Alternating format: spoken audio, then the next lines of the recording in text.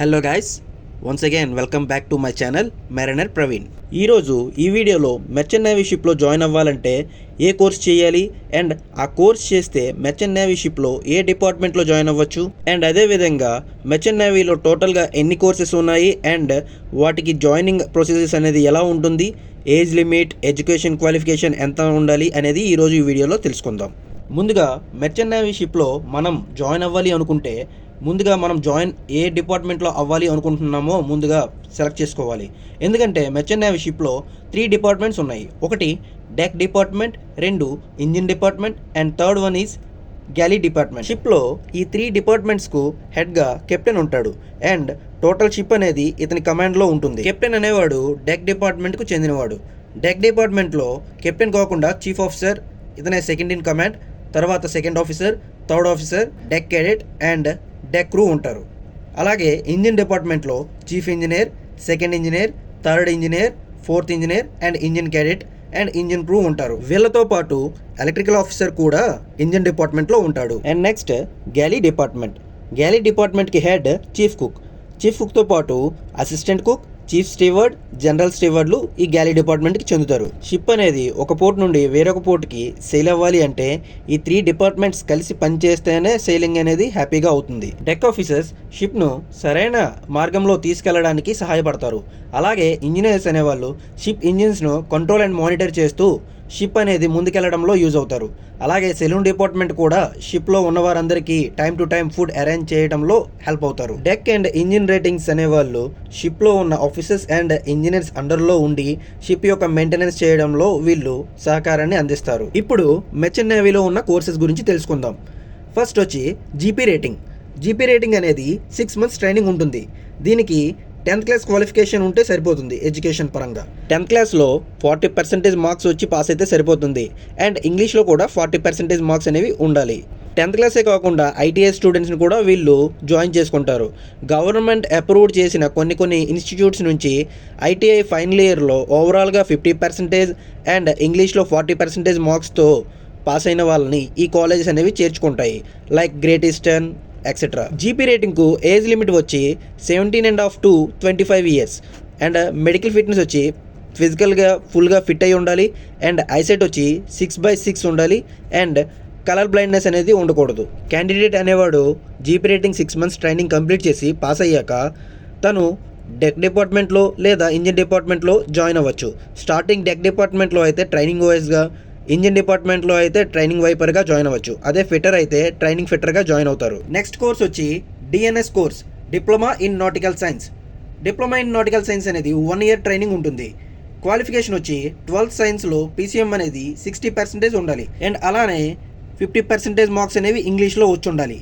And దీనికి age limit వచ్చి 18 years to 25 and unmarried అయి ఉండాలి.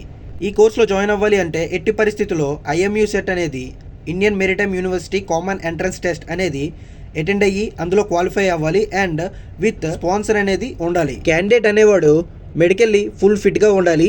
ఐసైట్ అనేది 6/6 ఉండాలి అండ్ కలర్ బ్లైండ్నెస్ అనేది ఉండకూడదు అండ్ ఇవన్నీ ఒక డీజీ అప్రూవ్డ్ చేసిన డాక్టర్ ద్వారా సర్టిఫై చేయబడి ఉండాలి. క్యాండిడేట్ ఈ 1 year డిఎన్ఎస్ కోర్స్ కంప్లీట్ చేసి పాస్ అయ్యాక షిప్లో డెక్ క్యాడెట్గా జాయిన్ అవుతాడు. నెక్స్ట్ కోర్స్ వచ్చి బీఎస్సీ నాటికల్ సైన్స్. ఈ కోర్స్ వచ్చి 3 years ట్రైనింగ్ ఉంటుంది. ఎలిజిబిలిటీ క్రైటీరియా, ఏజ్ లిమిట్ ఇవన్నీ ఇంకా సేమ్ డిఎన్ఎస్ లానే ఉంటుంది. స్టార్టింగ్ ర్యాంక్ కూడా డెక్ క్యాడెట్గానే షిప్లో జాయిన్ అవ్వచ్చు. నెక్స్ట్ కోర్స్ వచ్చి GME, graduate in marine engineering. 4 years engineering చేశాక ఇన్ బీఈ లేదా బీటెక్ మెకానికల్ ఇంజనీరింగ్ లేదా నేవల్ ఆర్కిటెక్చర్ చేసి ఉండాలి అండ్ అందులో ఫైనల్ ఇయర్లో 50% మార్క్స్ అనేవి వచ్చి ఉండాలి అండ్ అలానే 12th అండ్ 10thలో కూడా 50% ఇంగ్లీష్లో మార్క్స్ ఉండాలి. ఏజ్ లిమిట్ అనేది బిలో 28 years. మెడికల్ ఫిట్నెస్ అనేది డీజీ అప్రూవ్డ్ చేసిన డాక్టర్ ద్వారా మెడికల్లీ ఫిట్ అనే అప్రూవ్డ్ అయి ఉండాలి అండ్ ఐసైట్ అనేది 6/12 ఉండొచ్చు అండ్ కలర్ బ్లైండ్నెస్ అనేది ఉండకూడదు. ఈ జిఎంఈ కోర్స్ అనేది 1 year ట్రైనింగ్ ఉంటుంది. క్యాండిడేట్ ఈ 1 year జిఎంఈ కోర్స్ కంప్లీట్ చేసి పాస్ అయ్యాక షిప్లో స్టార్టింగ్ ర్యాంక్ అనేది ఇంజిన్ క్యాడెట్గా జాయిన్ అవుతాడు. నెక్స్ట్ కోర్స్ వచ్చి BTech marine engineering.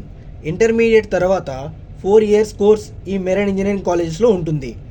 12thలో PCM percentage 60% ఉండాలి అండ్ ఇంగ్లీష్లో 50% తెచ్చుకుంటే ఈ బీటెక్ మెరైన్ ఇంజనీరింగ్లో జాయిన్ అవ్వచ్చు. ఒకవేళ డిప్లొమా చేస్తే డిప్లొమా ఇన్ మెరైన్ ఇంజనీరింగ్ కూడా చేయొచ్చు. ఈ 4 years ట్రైనింగ్ అయిన తర్వాత షిప్లో యాజ్ ఎ ఇంజిన్ క్యాడెట్గా జాయిన్ అవుతారు. నెక్స్ట్ కోర్స్ వచ్చి ఈటీఓ కోర్స్. ఈటీఓ అంటే ఎలక్ట్రో టెక్నికల్ ఆఫీసర్. ఈ కోర్స్ అనేది 4 months ఉంటుంది.